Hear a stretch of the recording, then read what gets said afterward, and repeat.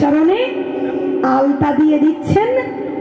আলতা দিয়ে সেই আলতার ধারে ধারে তিনি তার নিজের নাম লিখে দিলেন এবং রাধারানীকে বলছেন, রাধে গো, তুমি তখন ঘরে চলে যাবে, ঘরে গিয়ে তোমার যখনই আমার কথা মনে পড়বে, কোনো দিকে তুমি দেখো না রাধে, একবার তাকিয়ে দেখো, আমি আছি, আমি আছি।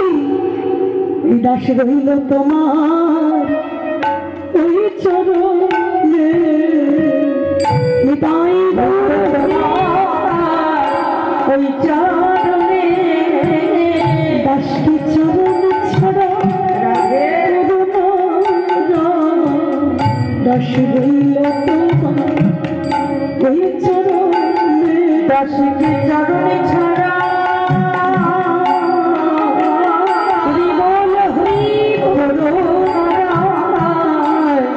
রইল তোমার ওই চরণে, দাসকে চরণ ছাড়া করুণা শুধু এই জন্মে নয়, জন্মে জন্মে দাসকে চরণ ছাড়া করুণা জন্মে নয়, জন্মে জন্মে দাসকে চরণ ছাড়া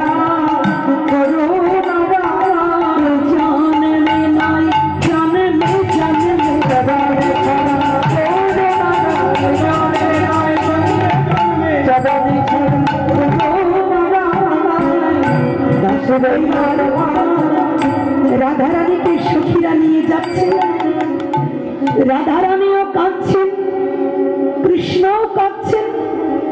রাধারানী যখন চলে যাচ্ছেন, প্রাণ গোবিন্দ তার বদনে বসন চাপা দিয়ে হারাই হারাই হারাই করে কাঁদছেন। আমি